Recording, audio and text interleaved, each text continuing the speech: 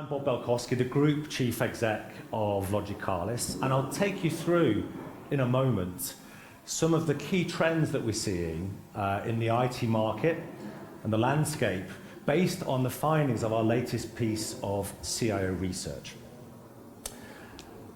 Now, we've called it the future face of tech leadership, and there's a couple of reasons why leadership is going to be really paramount for you all in the foreseeable future. And that's because there are three disruptive elements that have been introduced into this year's piece of research that we found by surveying over 1,000 IT leaders from around the world. And those three disruptive elements are the impact of disruptive technologies. No surprise that AI is leading the agenda there. The impact of disruptive threats from a cyber perspective, but also a new theme this year from our CIO survey, which is the impact of disruptive or disruption coming from the regulatory impact and also societal pressures. Now, every year for the last decade, we've surveyed approximately 1,000 IT leaders from around the world. SMB, commercial, enterprise leaders have contributed to this survey. And do the maths, 10 times 1,000 is quite a significant body of research that enables us to have some confidence about the trends that you've all gone through over the last decade or so. So 2014, the dominant theme for our survey back then was the threat of shadow IT. I don't know if you remember that concept, shadow IT. It's still around to a certain extent today, right? But it was the hottest topic, came out of our first ever survey. And it means that the CFO, for example, makes decisions about the ERP or the business intelligence tool that they use without necessarily consulting with the IT department. It's taking away some of the historic decision-making that rested with you and putting it in other functions. Well, of course, you've got to be there to pick up the pieces afterwards once these tools are implemented overall. And it was a theme of we don't feel like we're part of our decision-making protocols within our organisation. We've lost our seat at the table as a driver of decisions. Fast forward a couple of years to 2018, and that's where this theme of digital transformation was the single most important topic that you all mentioned in our survey that year. Now, it's been going on for a decade or more in advance of that, but it was the most important topic to you in that year, 2018. Of course, digital transformation is all about trying to improve an organisation's productivity through the use of technology, but perhaps more importantly, it's about finding differentiation for your organisations using technology to improve your customer's experience or to improve your employee experience. In 2020, important year for me personally, it's the year I became chief exec, but actually within 2 weeks the whole world locked down and you all experienced that. And I've got to say, at that time, you were all stood up and you were all counted, because without your help, your organisations would not have survived the pandemic, the lockdowns that happened. The IT community, I wrote a piece at the time that said the IT community were actually the unsung heroes of the pandemic because you enabled your organisations to continue operating. And it was at that time overall that you demonstrated your key worth to your organisations. And it was at that time that you felt, according to our survey, that you reclaimed your seat at the table. You've proven your worth to your organisations. So then fast forward to 2024 and the most recent survey that we've done. And there are these themes of disruption that I mentioned a moment ago. Disruptive technologies, disruption coming from cyber threats, disruption coming from regulation, and to a certain extent, societal pressures. So let's start with disruptive technologies. Of course, no surprise that AI was the #1 theme in this year's CIO survey. Unless you've been hiding in a cave for the last 12 months, you won't have failed to see AI hitting the mainstream news. No surprise, therefore, that your CEOs and leadership teams are turning to you to say, how do we use this technology in our organisations? How do we harness the power of this technology to improve the classic digital transformation metrics of productivity, employee experience and customer experience overall?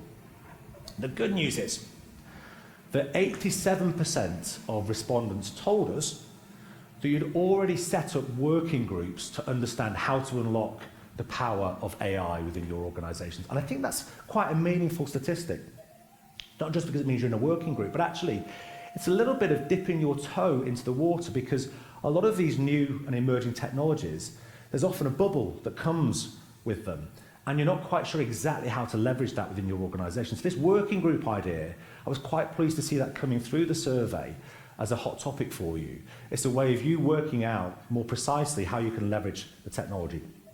But at the same time, over 70% of you said that you were concerned about the challenges that AI might bring, not just from a pure technology perspective, but some of the concerns that you might have from a societal perspective, the impact that AI might have, not just on your organizations, but from a wider perspective. You know, for example, the impact on work. I think it's incumbent on you all to not just explain to your organization how to leverage AI, how to take advantage of it, but also to put in place policies and procedures that mitigate the downside that AI can bring within your organization. For example, in the area of data protection. Now, AI wasn't the only topic from a technology perspective that hit the headlines in our survey, if you like. There was the re-emergence of IoT, this topic that's been around for a decade or more, connected devices everywhere. I mean, to be frank, it was kind of a flop 5 or so years ago. It didn't really take off, but now it's hitting the headlines from your perspective, connecting your buildings, intelligent buildings, that sort of thing, connecting remote areas from where your workforce might operate overall. And interestingly, the main barrier to implementing a successful IoT project, which is all related to digital transformation, is good old-fashioned networking. 70% of you said that your networks were preventing you from implementing a successful digital transformation in the area of IoT. And another interesting feature on this year's report comes to how you plan to unlock that barrier from a networking point of view. And it's in the area of 5G. 93% of you are saying that you are either investing or planning to invest in the next 12 months in 5G from a connectivity perspective. That's a phenomenal amount of CIOs around the world saying it's a hot topic for them to unlock. The second key feature, again, no surprise really, cybersecurity is a hot topic for you all today. One of the key statistics coming from this year's survey was that 83% of respondents had suffered a cyber attack in the last 12 months. I think that's an interesting stat, but actually for me, that's quite a low number of respondents who've suffered a cyber attack. It makes me think, what about the other 17%? And I suspect that either they were embarrassed to admit that they'd suffered a cyber attack, or alternatively, they've suffered a cyber attack and they're not even aware of it at the moment, the way this thing's going to lie dormant in your environment overall. I was expecting something like the mid to high 90s for that response. But to counter that, only 43% said that they felt prepared to deal with a cyber attack or a cyber breach. Now, we asked those people who'd said that they had suffered a cyber attack in the last 12 months to tell us more about the type of cyber attack that they'd actually encountered. The top response was malware and ransomware. Again, not a major surprise. The second top response was data theft, which suggests to me that that was a successful cyber attack, something that breached defenses. To call it data theft is quite an instructive point. And the third most prevalent theme from an attack perspective was good old-fashioned phishing. But with only 43% of you who feel ready to take on the challenges of any cyber attack, again, I think this theme of education, you leading your organization's education in this area is going to be really important. It's not just the IT department that has to sort of take a stand here. It's all parts of the organization that have a role to play in that response. And if that wasn't enough on your plate, you've also got the impact of increased regulation, the disruption that might bring. Now, regulation takes many forms. Obviously, we're all aware of data protection rules and all those things from a regulatory perspective.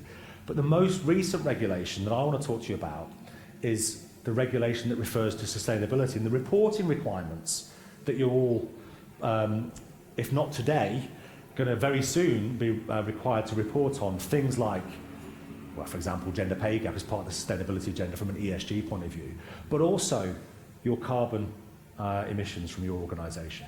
And that's pretty important going forward, because if you're required to report on carbon, you've got to ask yourself why. And it's not just about reporting to make sure that your shelves understand your carbon footprint because it's a good thing to do. I personally think that the reason that this reporting requirement will grow is because in the next 5 or 6 years, governments will start to introduce carbon taxes on this topic. So it's incumbent on you all to try to reduce your carbon footprint versus where it is today to minimise the impact of those taxes in the future.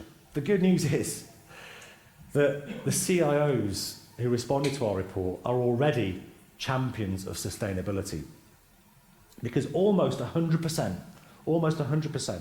said that they were fully involved with sustainability planning within their organisation today, which means that their organisations are already thinking about how to improve their reporting in this aspect and reduce the impact of emissions. 89% of CIOs said that they had clear targets already to reduce their carbon emissions.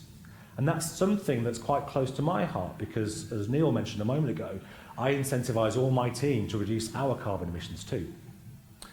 And that's not just because I think that it's the right thing to do, which I happen to believe in as well. Forget the science behind this.